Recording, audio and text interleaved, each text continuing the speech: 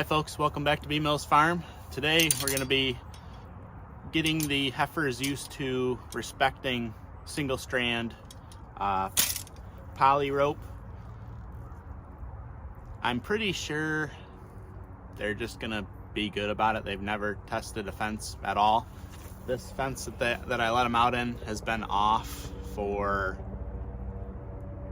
months. Since I got them, I don't think this fence has been on since I got them. Because it needed some repairs, I just fixed it all. So now I can turn the fence on, and we're gonna train them to single wire. I'm trying to make a video here, fella. But I'm gonna train them to single wire. I got this spool, got this. It's not braid. I'm gonna get braid at some point, but it's got stainless wire that runs through it. You can see it's polyester strand with stainless going through it. So I'm going to use these step-in posts, the pigtail kind, I think that's what they're called. And this is basically what all I'm going to be using on the lease land this year. So I want to make sure that they are super respectful of it. Again, I don't think they'll have any issues with it. One of the main reasons I wanted Dexters is because they're just chill. They're not fence testers. Everyone that has them has no issues. So let's get it set up.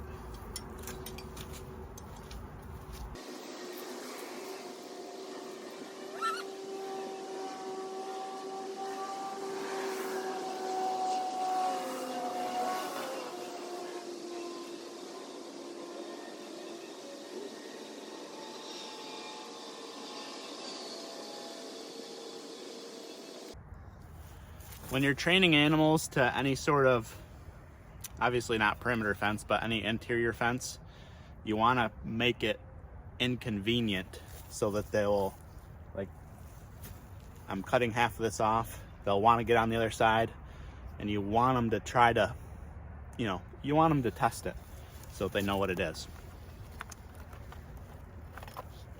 They're already chewing on the post. All right.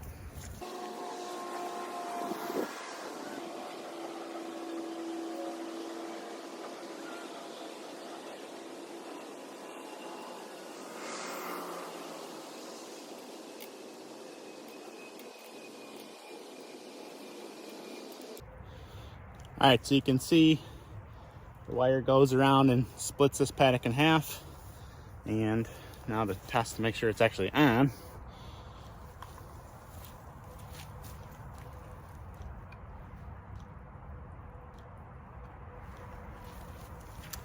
I'm getting over 7,000 volts, so that'll be good.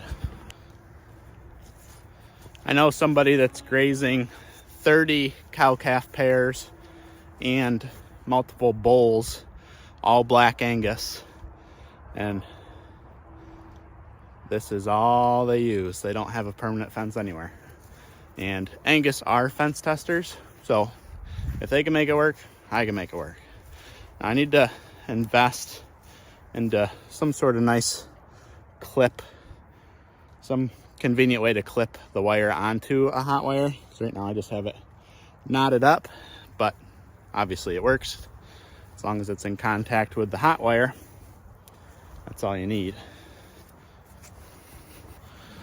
So we'll just leave the heifers out here, and they can hopefully they'll lick it and rub their nose on it and figure out that it's something they don't want to mess with.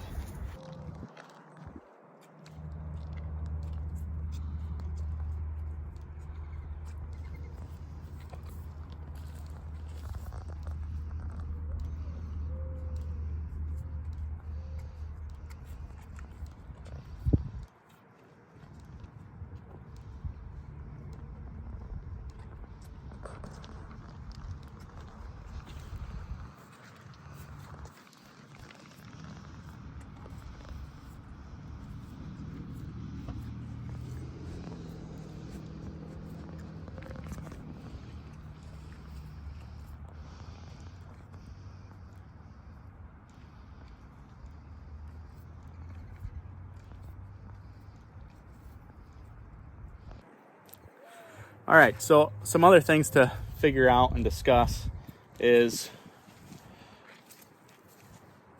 the whole reason I'm doing what I'm doing is because I just don't have time. Like I've said before, I'll quit harping on it, but I don't have a lot of time. So the time I do have, I want to dedicate to things I love, which are cows, and sheep eat the exact same thing as cows. Maybe not exact same thing, but you can run them together with no issues. So I can have two enterprises that both eat the same hay, both graze the same ground, both use the same fences. So that's why I go that route. A problem that, maybe not a huge problem, but it is something that I'm kind of bummed about, is the lack of chickens. I really like the idea of running chickens behind cows, but again, I don't have time. So if somebody wants to do chickens on this property, that would be amazing. But if not, I have some alternative ideas, and that is pretty much every wooden post is going to have, I'm going to build a little post up off of it, and they're all going to have bird feeders on them. So my hope is that the lack of chickens will be made up by the amount of birds that we can keep on this property or close to this property. Now I'll still have the 8 free-range chickens that just Carl's little clan that just runs the place. They'll still be here, so they'll scratch manure patties and stuff. But I think having, I'm down to have hundreds of bird houses. I think having a lot of birds here is very beneficial. Now, my plans for this property in particular are, this is where I'm going to keep my bull until he, I think, I have to look back, maybe June or July. I'm going to put him out. I got to look back, but I'm going to put him out with the heifers so that he obviously breeds them, and they will calf at 2 years old. So I think that's June or July. I have to look back, but either way. So at the beginning of the summer, the bull and sheep are going to be here. Then I will move the bull over to the leased property when it's time, and the sheep will just remain on this property. Maybe I'll keep the rams here and ewes there. Maybe I'll just run sheep on this property and cattle on that property. I'm not really sure yet. Again, maybe it's easier to have them all together so that I can just go one place and move them all. But the problem is you have males, intact males, either a ram or a bull, and you want to kind of control when they're breeding. So it'd be nice to keep them here so that they're out of smelling distance, out of sight, so that you don't have to worry about them running through fences or causing problems trying to get to the females to breed them. So this property will at least have males on it, and possibly all the sheep, I'm not sure. It's nice to look out my window and see animals grazing. I'll have to do the math and see how I can divide the property to see how many sheep I can have on this property and rotationally graze them and sustain it without having to feed hay. So that's just some of the things I got to figure out. They haven't crossed the fence yet, so I'm guessing I had to run out to the store and get some mineral. So I'm guessing that they either haven't tested it and just don't care, or they have and they learned. So my plan is, when you're trying to figure out how many animals you can graze on your land, you go by animal units, and one animal unit is 1,000 pounds worth of an animal. So my bull will probably be right around 1,000 pounds.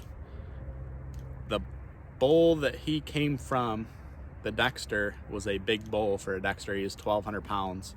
So I'm guessing, we'll just say he's 1,000 pounds. So he's one animal unit. I can get probably 5 or 6 sheep to, 5 or 6 sheep would add up to 1,000 pounds. So basically I'll have 2 animal units on the property, which I think is more than enough to be able to graze them very easily without running out of forage. I think I can divide each one of these paddocks down here into 2 or 3, and I'll move them every day. So we'll just say 2, 4, 6, 8, 10, 12. We'll have 2, 4, 6, at least 6 days down here, and then probably another 20 days or so up top in that first paddock. And depending on if I get the rest of this property fenced in this year, probably not very likely, but possible. My goal is to have 30 days from when I start them on this paddock to when they come back to this paddock to stop the parasite, any possible parasites. I believe it's a 30-day period. The parasites basically dissipate or die or can't survive, however you want to phrase it. It stops the parasite cycle. So instead of just continually grazing all this, it's going to be rotational so that they all have, hopefully every paddock has a 30-day rest period.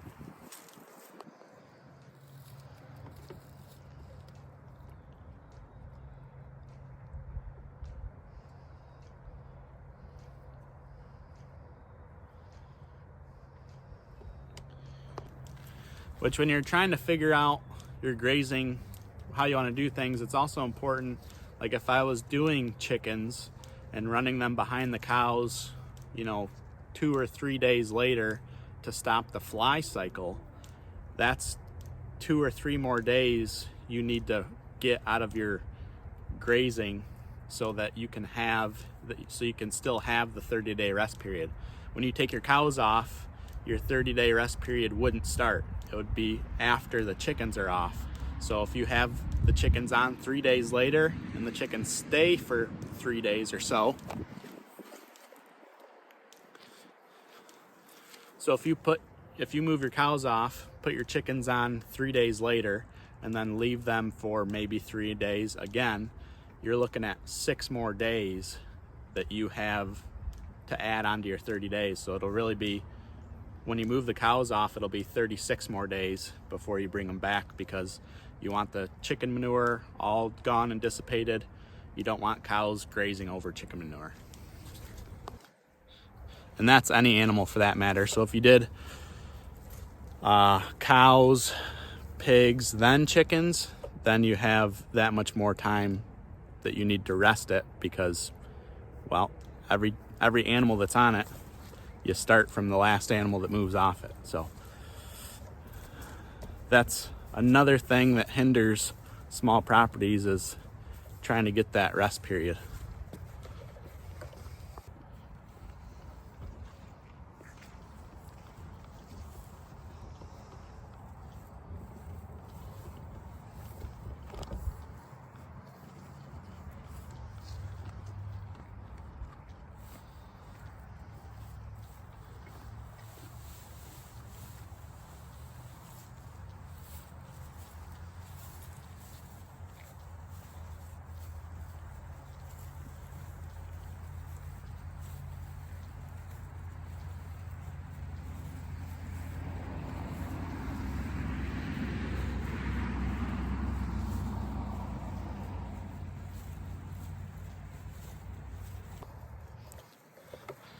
It is another gorgeous day here again in central New York. I think it's 50 degrees right now. Sun is out mostly. They're calling for some rain a little bit later. It was supposed to rain at 10. It's almost noon now, so luckily they're off a little bit.